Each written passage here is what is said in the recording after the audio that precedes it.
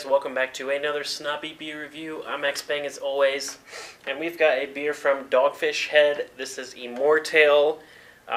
Like most other Dogfish Head beers, this one is not really in any particular style. They use maple syrup, age it in oak, they put vanilla and juniper berries in it, so it's got a whole bunch of stuff going on. Typical Dogfish Head beer, you know.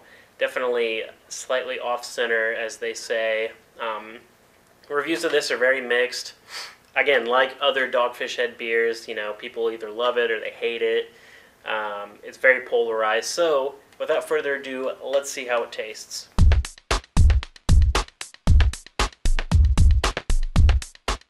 Alright, so the color, very little head on this, and it disappeared quickly. It's sort of like a ruby red. There's even kind of some little debris things in there. I can't really see what exactly they are. Some sediment, but it appears to be floating all around there.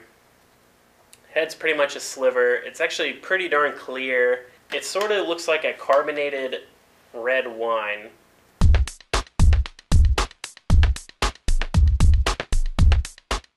Alright, so the aroma on this, it's a little unusual.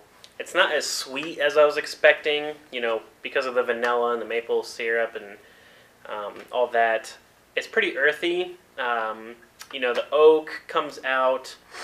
It's sort of bready, sort of Belgian-y. I mean, they use a English and a Belgian yeast strain in this, but there's kind of a lot going on, and it's sort of hard to put my finger on it exactly.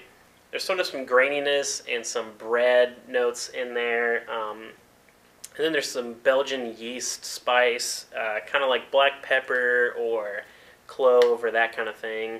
And maybe even banana.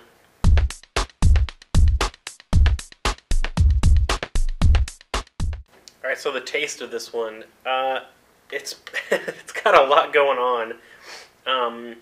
It's sweet up front. Not cloyingly sweet or anything like that, but definitely sweet up front. You get sort of a Belgian character, meaning, you know, you get that kind of spiciness, that dry finish. Don't really get much vanilla or maple in this. I mean, maybe a little bit more maple. The oak comes out. You get some fruity esters from some yeast character.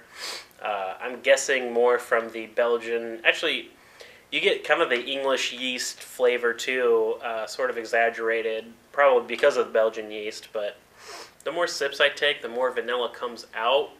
But that being said, I probably wouldn't have noticed it if it didn't, you know, if it didn't explicitly say that there was vanilla in this.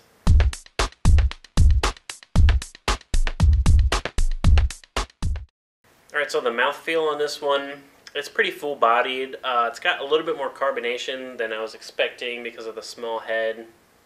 The drinkability is sort of medium. It's not hard to drink, but it's not exactly, you know, going down like water. You really don't feel the alcohol at all, which is kind of dangerous. You know, it's 11%, but you don't really taste it or feel it that much.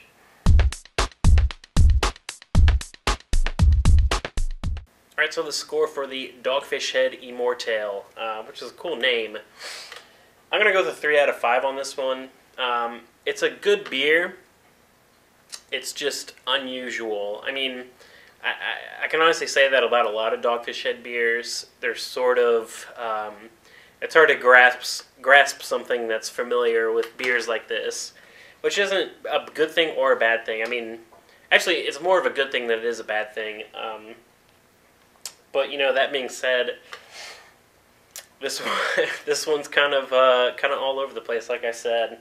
I do really like what Dogfish Head is doing with their beers. I mean, this isn't by any means their newest beer. I think they started making it in 1995, so it's been around for quite a while.